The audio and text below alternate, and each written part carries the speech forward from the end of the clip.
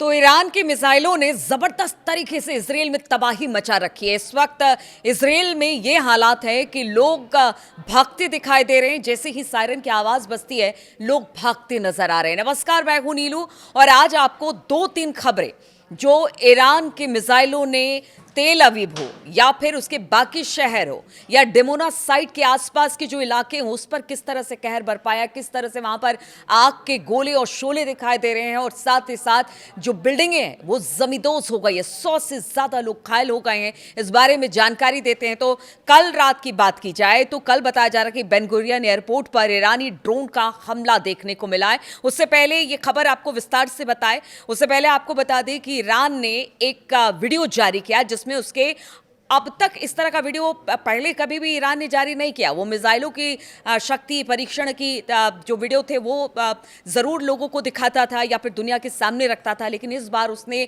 Drone किस तरह से एक के बाद एक उड़ आए हैं और इसराइल के आकाश की तरफ आगे बढ़ रहे हैं उसका एक वीडियो जारी किया है और ये बताने की कोशिश की है कि इस ड्रोन ने अमेरिका और इसराइल में कितनी तबाही मचाई है कि आज उनके बड़े बड़े जो जितने भी सिस्टम है सब धराशायी होते चले जा रहे हैं। कोई भी इन ड्रोन्स या मिसाइलों को नहीं रोक पा रहा है और रोक रहा है तो भी उसके मलबे गिरते हैं तो बहुत ज़्यादा नुकसान होता है। देखिए, बेन गुरियन एयरपोर्ट की बात हम कर रहे थे जहां पर ईरानी ड्रोन गिरा है और ज़बरदस्त तरीके से वहां पर धमाका देखने को मिला है। अगर बेन गुरियन एयरपोर्ट की बात की जाए तो ये सिर्फ ये नहीं है कि एक एयरपोर्ट है, बल्कि यहाँ पर सेना का एक बेस भी है और यहाँ पर रीफ्यूलिंग की जाती है इन जो लड़ाकू विमान है उसके अंदर और बाकी जितने भी जो हवाई जहाज यहाँ से उड़ते हैं या फिर लैंड करते हैं उनके लिए भी। तो ये एयरबेस जो है वो काफ़ी ज़्यादा स्ट्रेटेजिकली बहुत ज़्यादा इम्पॉर्टेंट हो जाता है। ये ठिकाना या ईंधन भरने का सबसे बड़ा ये ठिकाना माना जाता है, इसलिए अगर इसको टारगेट किया जा रहा है तो फिर आप समझिए कितनी बड़ी दिक्कत इसराइल के सामने आ रही है। अब बात कर लेते हैं कुछ अलग अलग शहरों की। तेल अवीव में जिस तरह से हमने देखा कि हार्ट ऑफ जो कहते हैं ना कि सिटी, वहाँ पर बीच में ही जो इसराइल के मिसाइलें हैं या ड्रोन हैं जब वो गिरे हैं तो उसका मंजर देखने लायक था। वहाँ पर बताया जा रहा है कि करीब करीब 2 ऐसी जगह हैं। आराद जो कि बिल्कुल परमाणु जो डिमोना परमाणु संयंत्र है उसके बिल्कुल करीब का इलाका है आराद, जहाँ पर 75 लोग घायल हो रहे हैं। हालांकि मरने वालों की अभी किसी तरह की जानकारी नहीं आई है, लेकिन बताया जा रहा है कि जो 75 लोग घायल हैं उनकी हालत बहुत ख़राब है। उनको आनन फानन में तुरंत अस्पताल में एडमिट करा दिया गया। और इसके अलावा अगर बात की जाए जो डिमोना का साइड है उसके आसपास के भी कुछ इलाके हैं, वहाँ पर भी 35 लोग घायल हुए हैं। अब ये समझिए कि किस तरह से जिस इजराइल और जो नेतन्याहू ये कहते थे कि बहुत ज़्यादा डरने की इजरायली लोगों को ज़रूरत नहीं है क्योंकि हमारा एयर डिफेंस सिस्टम इतना ज़बरदस्त है कि इन तमाम मिसाइलों और ड्रोन को पकड़ लेगा, लेकिन ऐसा हो नहीं रहा है। और एक कह लीजिए कि गजा में आज तक हमने वो तस्वीरें देखी थी जब बिल्डिंग धराशायी हो गई थी, पूरा का पूरा शहर तबाह हो गया था। कुछ इसी तरह की तस्वीरें अब तेल अवीव से भी आ रही हैं और जो डिमोना न्यूक्लियर प्लांट है उसके आसपास जिस तरह से आराद की बात हम कर रहे हैं वहाँ पर भी इसी तरह की तस्वीरें सामने आ रही है। एक तस्वीर आराद से जो आ रही है वो बड़ी एक तरह से कह लीजिए डराने वाली है। वहाँ के लोग इस तरह से सायरन बजते डर जाते हैं कि भागते हुए नजर आ रहे हैं ताकि वो शेल्टर में जाके छिप सके और वहाँ पर शरण ले सके, क्योंकि अब उन्हें समझ में आ रहा है कि जितनी भी एयर डिफेंस सिस्टम है इसराइल की वो सब अब धराशायी होती नजर आ रही है। और कुछ ऐसी ही खबर अगर IRGC के जो हेड हैं एक उनकी तरफ से यानी मेजर जनरल मुसाबी की तरफ से एक बयान आया है कि अब इसराइल के आकाश में ईरान का अख्तियार है, यानी अब ईरान ने कब्जा कर लिया है इसराइल के आकाश में। पहले यह दावा किया गया था कि देखिए पूरी तरह से जो ईरान के डिफेंस सिस्टम है उसको बर्बाद कर दिया गया है, जो वहाँ की एयर फोर्सेस को बर्बाद कर दिया गया है, मिसाइलों का जखेरा ख़त्म कर दिया गया है,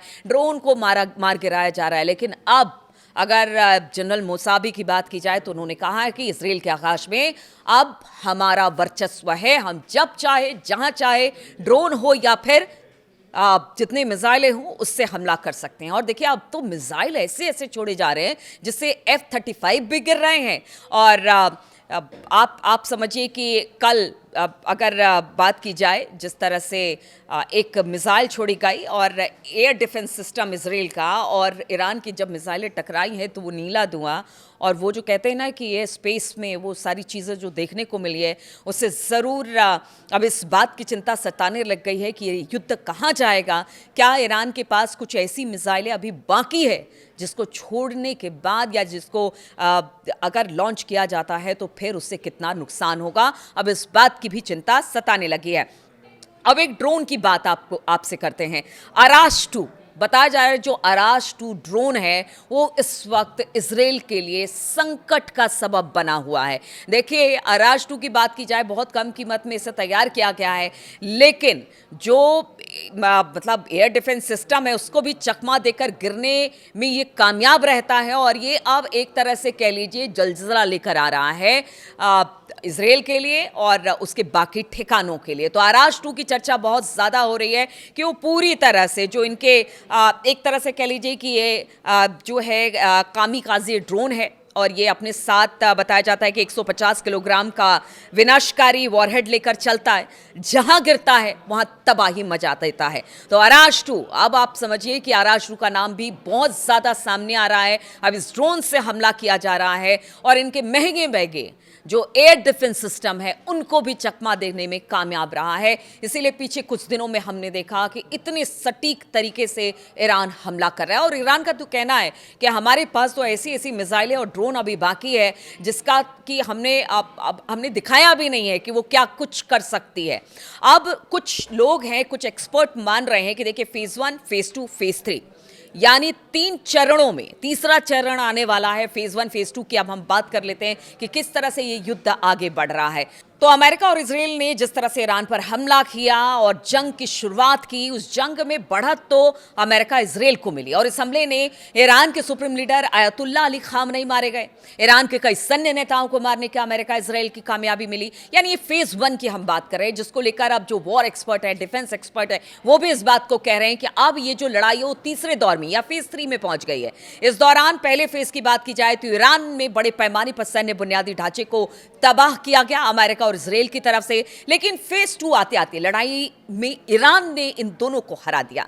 ईरानी मिसाइलों से मिडिल ईस्ट में अमेरिका के सैन्य ठिकानों को बुरी तरह से निशाना बनाया गया। हमने देखा किस तरह से चुन चुनकर अमेरिकी सैन्य ठिकाने या फिर उनके एम्बेसीज को निशाना बनाया गया। इधर इसराइल में भी तमाम ठिकानों को ध्वस्त किया गया। अमेरिका के एयर डिफेंस सिस्टम, रडार को तबाह किया गया और इसराइल को भारी नुकसान इस फेज 2 में पहुंचा।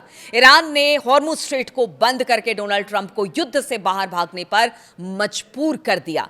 लेकिन अब कहा जा रहा है अब आ रहा है फेज 3 और इस फेज 3 में ये लड़ाई, ये वॉर और ज्यादा भीषण होगी। इजराइल के पूर्व ब्रिगेडियर जनरल एरान ओटल ने एक रिपोर्ट में कहा है कि ऑपरेशन एपिक फ्यूरी फेज 3 में पहुंच गया है और इसके लिए अब ईरान भी तैयार है, जो अमेरिका के नेतृत्व वाले गठबंधन के पक्ष में फैसला आने का रास्ता खोलेगा। ऐसा उनका कहना है कि अब जो फेज 3 आ रहा है उसमें बढ़त अमेरिका और इजराइल को मिलेगी। उन्होंने दावा किया कि ईरान का मिसाइल स्टॉक खत्म हो गया है, लेकिन हालात तो ऐसा नहीं कह रहे हैं, ये उनकी बात है।